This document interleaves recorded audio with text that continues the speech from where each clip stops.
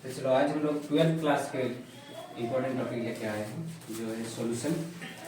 और सॉल्यूशन के बारे में पढ़ेंगे। जैसे हम लोग जानते हैं कि सॉल्यूशन दो चीज़ों से, जनरली दो चीज़ों से मिलकर बना होता है। एक सॉल्वेंट पार्ट होता है और एक सॉल्यूट पार्ट होता है। लेकिन ऐसा नहीं है कि सॉल्यूशन में एक सॉल्वेंट या एक सॉल्यूट होगा, जैसे क्योंकि सॉल्यूशन के बारे में हम लोग 11th क्लास में थोड़ा बहुत बेसिक जान जाते हैं, इसलिए हम लोग अभी एक नए सिरे से पढ़ेंगे। मान लो कि वाटर है, इस पे हम शुगर भी ऐड करते हैं और सॉल्ट भी। स्मॉल अमाउंट में हम थोड़ा थोड़ा शुगर भी ले रहे हैं, थोड़ा थोड़ा सॉल्ट भी ले रहे हैं। ऐसे में मेरे सामने यहाँ पर सॉल्वेंट तो वाटर है, लेकिन सॉल्यूट के रूप में सॉल्ट भी है और शुगर भी है।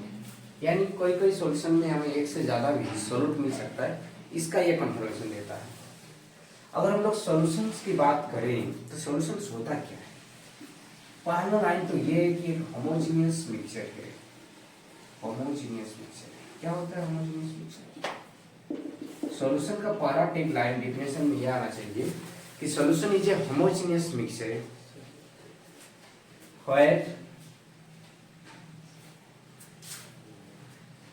सर सॉल्वेंट बहुत सारा होता है ना, सॉल्यूट एक ही होता है, ऐसा ही नहीं, तुम लोग कंफ्यूजन में। किसी भी सॉल्यूशन में सॉल्यूट एक से ज्यादा हो सकता है, सॉल्वेंट नहीं। Solvent water. हाँ, सॉल्वेंट वाटर है। अरे जिस चीज में घुला जाता है, जो चीज घुलता है वो एक ही होता है, घुलने वाला ज्यादा होता है। इसलिए सॉल्वेंट तो जो लार्ज अमाउंट में रहता है उसको क्या बोलते हैं? किसी भी सॉल्यूशन में जो लार्ज अमाउंट में रहता है वो ना है सॉल्वेंट। तो लार्ज अमाउंट तो एक ही है। मेन बात है जो स्मॉल अमाउंट होते हैं, जो स्मॉल क्वांटिटी में घुले रहते हैं। और कोई डाउट है क्या? स्मॉल क्वांटिटी में जो घुले रहते हैं वो सॉल्यूट होते हैं। अब होमोजेनियस मिक्सचर होते हैं क्या सॉल्यूशन? तो होमोजेनियस मिक्सचर क्या होता है? सबसे पहले हम लोग होमोजेनियस मिक्सचर और हेटेरोजेनियस मिक्सचर को समझते हैं, क्योंकि सॉल्यूशन एक होमोजेनियस मिक्सचर है। होमोजेनियस और हेटेरोजेनियस मिक्सचर। होमोजेनियस हम एग्जांपल के तौर पर अगर समझेंगे तो होमोजेनियस क्या है? जैसे सॉल्ट वाटर हो गया या शुगर वाटर हो गया। शुगर वाटर ले लो, शुगर प्लस वाटर का सॉल्यूशन लेंगे और उसको पूरी तरह से अगर हम लोग डिजॉल्व करेंगे ना, तो पूरी तरह से डिजॉल्व सॉल्यूशन जब पाएंगे तो हमें वो एक होमोजेनियस सॉल्यूशन मिलेगा, क्योंकि उसमें जो रेशियो पाए जाएंगे, घुलने का रेशियो, वो एवरी पार्ट सॉल्यूशन के हर एक पार्ट में क्या है? इक्वल है। और ऐसे अगर उनके आपस में सॉल्यूट सॉल्वेंट का जो रेशियो है, एक मिनट, सॉल्यूट सॉल्वेंट का जो रेशियो है वो अगर इक्वल रहता है तो उसमें क्या होगा? Homogeneous solution. लेकिन हेटेरोजेनियस सॉल्यूशन क्या होगा? हेटेरोजेनियस सॉल्यूशन के लिए एग्जांपल लेके समझते हैं। तो हेटेरोजेनियस सॉल्यूशन का एक परफेक्ट एग्जांपल आएगा हमारा जैसे हमारे मिक्सचर होते हैं, मिक्सचर नहीं होते हैं, एक हिसाब से हम लोग देहाती भाषा में चनाचूर बोलते हैं। यानी चनाचूर जो है वो हमारे हेटेरोजेनियस मिक्सचर के एग्जांपल है, क्योंकि कहीं पर हमें बादाम की परसेंटेज ज्यादा मिलती है, कहीं पर बिल्कुल, कहीं गांठिया का परसेंटेज ज्यादा तो कोई सेव का परसेंटेज ज्यादा। तो यानी ये होमोजेनियस नहीं है, ये हर एक पार्ट में इक्वल रेशियो में नहीं है। इनके सॉल्यूट और सॉल्वेंट इक्वल रेशियो में जो मिक्सचर अवेलेबल ना होगा तो उसको हम लोग क्या बोलेंगे? Heterogeneous mixture. तो वो हम लोग समझ गए कि होमोजेनियस और हेटेरोजेनियस मिक्सचर क्या होता है।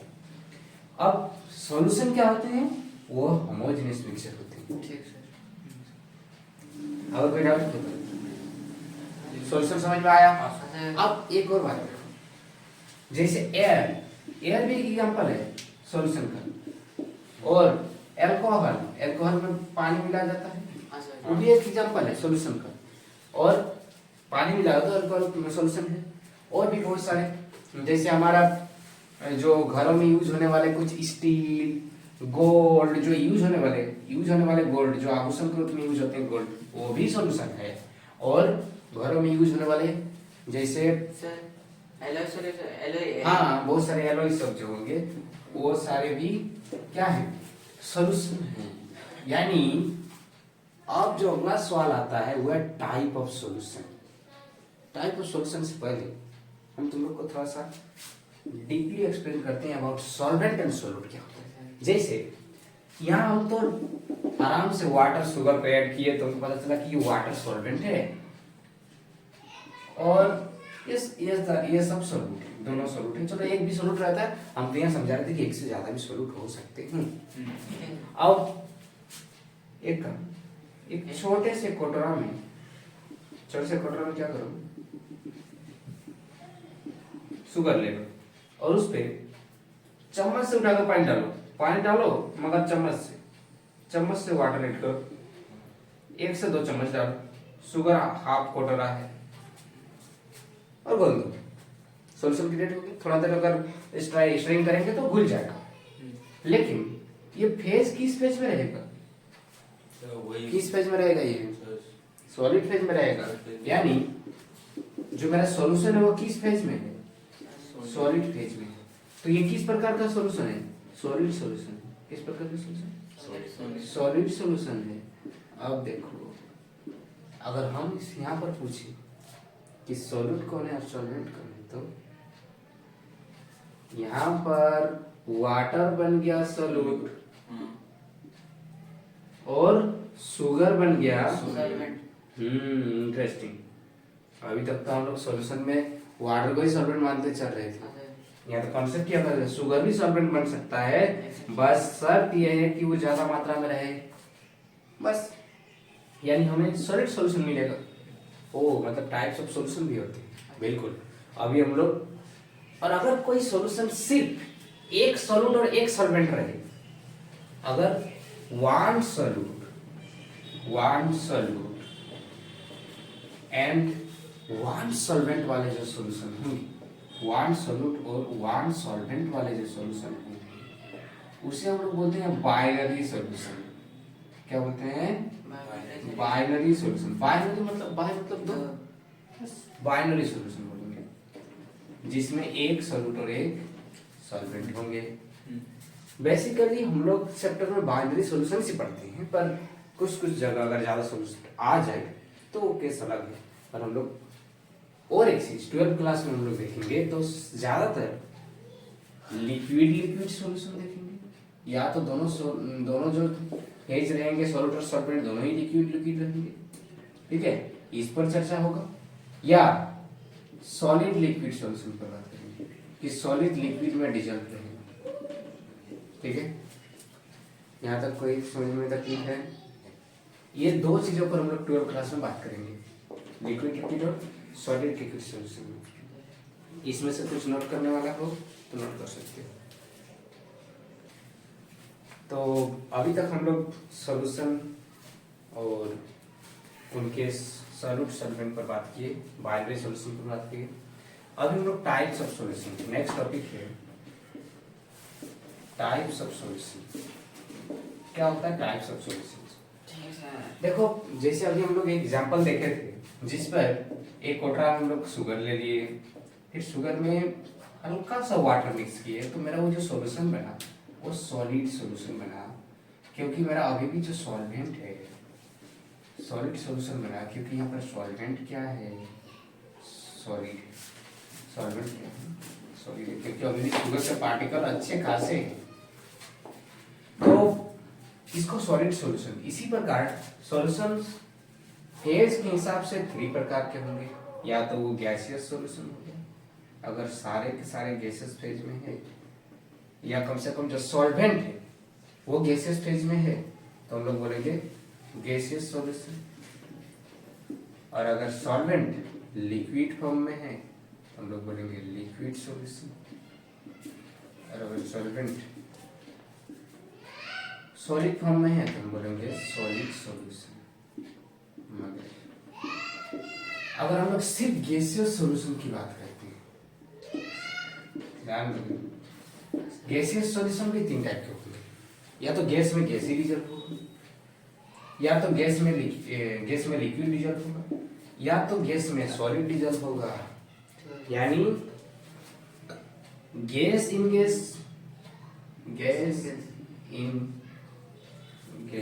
सॉल्यूशन। इसका मतलब यहाँ पर सॉल्वेंट भी गैस है और सॉल्यूट भी गैस है। ऐसा का एग्जांपल ढूंढ सकते हो क्या? क्या? बिल्कुल, कि सॉल्वेंट भी गैस है और सॉल्यूट भी गैस है। अगर एग्जांपल ढूंढना हो O2 और नाइट्रोजन के बारे में बात करो, यानी एयर के बारे में बात करो। हमारे हवा जिसमें 78% क्या है और 21% ऑक्सीजन, यानी बोल तो यहाँ पर O2 जो है ना वो किसी क्या है, इस पर मिक्स्ड है। O2 मिक्स्ड विथ N2, यहाँ डिजॉल्व नहीं बोलेंगे गैसेस, इसलिए मिक्स्ड हो करेंगे, mixed O2 mixed with N2।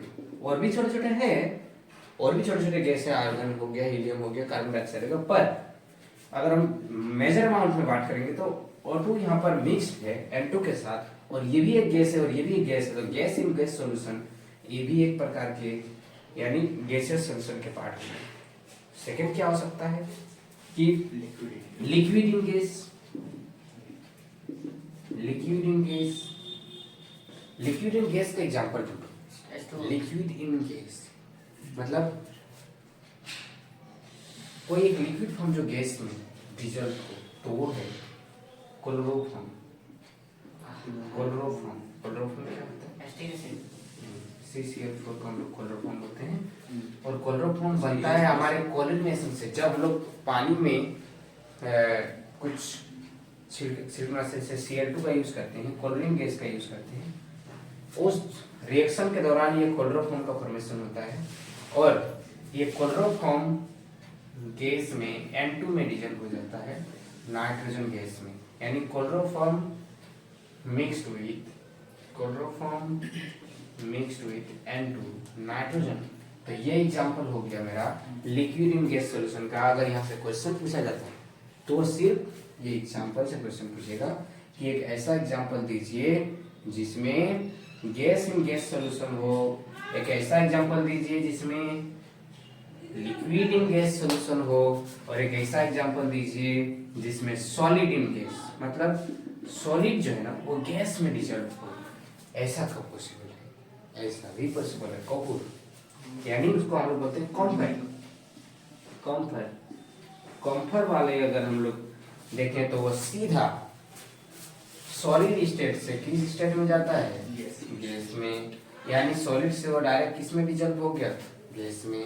तो कॉम्फर ये जो हमारे मेजर अमाउंट क्या पाए जाते हैं? N2 यानी नाइट्रोजन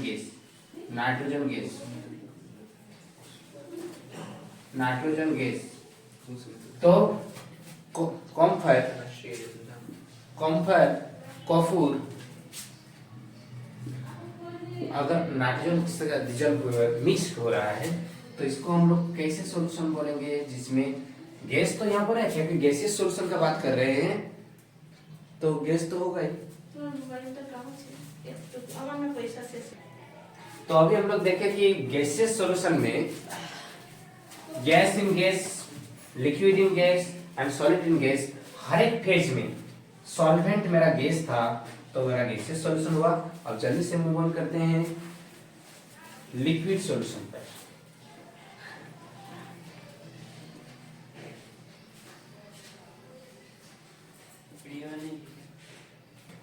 तो यहाँ पर लिक्विड सॉल्यूशन की बात करेंगे अभी कि लिक्विड सॉल्यूशन क्या होगा।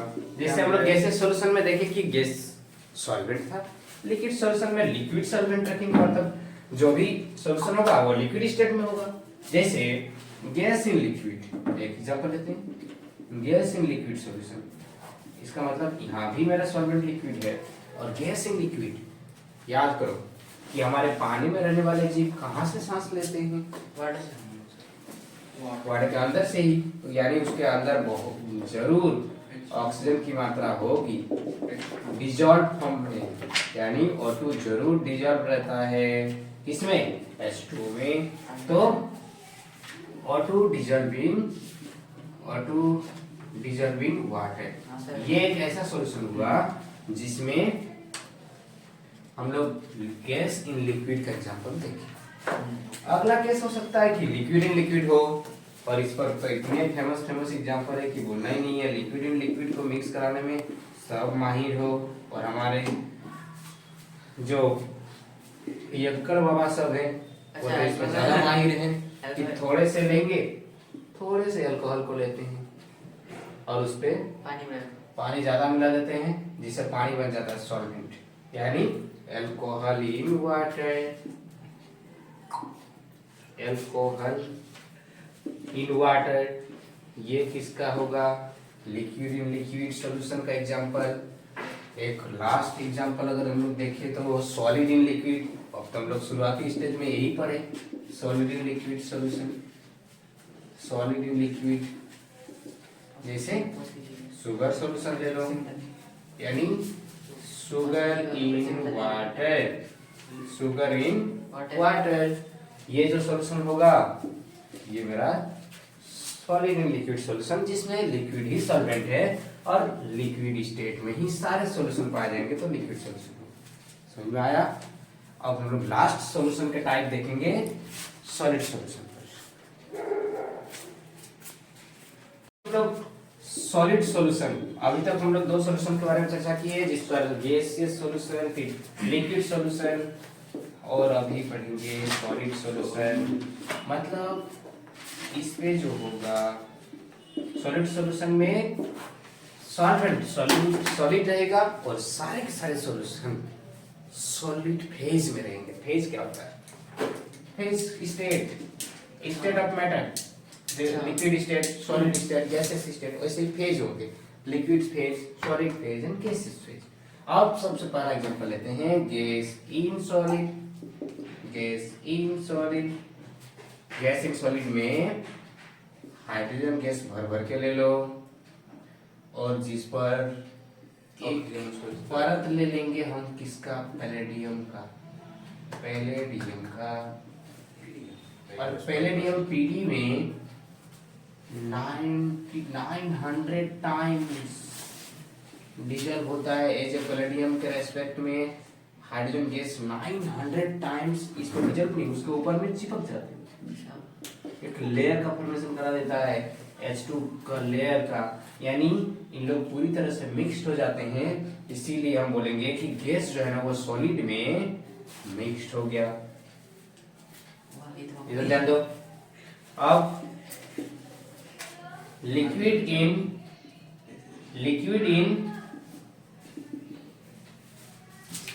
इन सॉलिड, ये इंपॉर्टेंट। हम लोग क्लास 10 में सुने थे कि अमलगम होता है, पारा के साथ किसी धातु को मिलाओ तो पारा का मतलब उस धातु का अमलगम बन गया।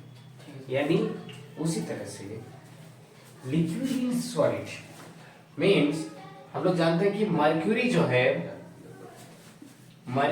ना वो लिक्विड फॉर्म में रहता है। इस पे सब, अब इस पर अगर हम लोग सोडियम ले लेते हैं, सोडियम हम लोग जानते हैं कि ये सॉलिड फॉर्म में रह गया, दोनों को मिक्स कर देंगे तो जो सॉल्यूशन क्रिएट हुआ वो मेरा कौन सा सॉल्यूशन हुआ? Liquid in solid. और जो बना हो क्या बना? अमलगम। अमलगम का फॉर्मेशन हो गया। यानी मर्क्यूरी जब किसी मेटल से मिक्स होता है तो वैसे ही अमलगम बोलते हैं। और यहाँ पर देखें कि सोडियम जो है वो मेरा सॉल्वेंट है, मर्क्यूरी जो है वो मेरा सोल्यूट है जो कि लिक्विड फेज में है। यानी ये एग्जांपल परफेक्ट है किसके लिए? लिक्विड एंड सॉलिड के लिए। और लास्ट में देखेंगे हम लोग gas in solid. Gas in solid देख सकते हैं, sorry solid in solid, solid in solid. तो सॉलिड इन सॉलिड सॉल्यूशन में जैसे हम लोग जो आभूषण यूज करते हैं, खासकर जो लड़कियां जो सोना यूज करते हैं, वो सारे सोना जो होता है कि वो 22 कैरेट का होते हैं। हम लोग जानते हैं कि जो कैरेट होते हैं वो सोने की शुद्धता को मापने का एक मात्रक है। लेकिन हम तो जानते हैं कि सोना एकदम शुद्ध रूप में 24 कैरेट के होते हैं। आखिर ये 2 कैरेट रहा कहाँ? कि हम लोग जो आभूषण के लिए यूज करते हैं वो मेरा 22 कैरेट का रहता है। ये 2 कैरेट का जो मिक्सिंग है वहां मिला रहता है, वो रहता है कॉपर। वहां मिला रहता है मेरा कॉपर यानी तांबा। तांबा जब मिलाया जाता है सोना में तब जाके इतने हार्ड बन पाते हैं जो कि एक आभूषण के तौर पर यूज किया जा सके। यानी उसके जो सॉल्यूशन क्रिएट हुए वो मेरा सॉलिड इन सॉलिड, यानी कॉपर मिक्स्ड विद Ag नो Au, और उसके साथ दोनों का जो मिक्सिंग आया, अगर हम लोग देखें तो यहाँ कॉपर इन गोल्ड, ये इस पर mixed. Sir, can you explain it again? Can you explain it again? Solid in solid solution मतलब यहाँ भी सॉलिड को सॉलिड के साथ मिक्स करना, ये कई जगह में होंगे। जैसे हमारा एलॉय का मिक्सचर भी होता है, कुछ हम लोग देखेंगे कि जब पीतल बनाते हैं, पीतल उसमें भी तांबा और जिंक को मिला करके पीतल का फॉर्मेशन होता है। पीतल का जो फॉर्मेशन होता है ब्रास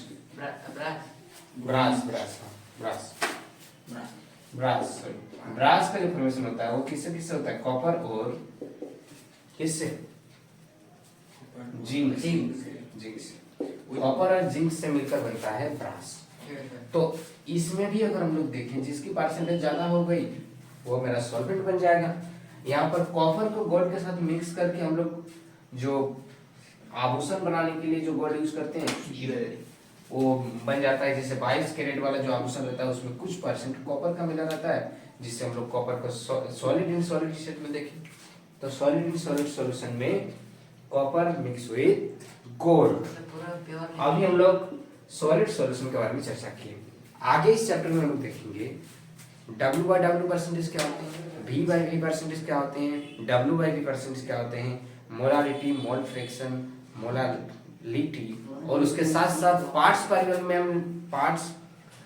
पर मिलियन, और उसके साथ कुछ क्वेश्चंस जो न्यूमेरिकल्स है इस कॉन्सेप्ट के बेस जो अभी तक हम लोग पढ़ेंगे। तो चलिए नेक्स्ट पार्ट में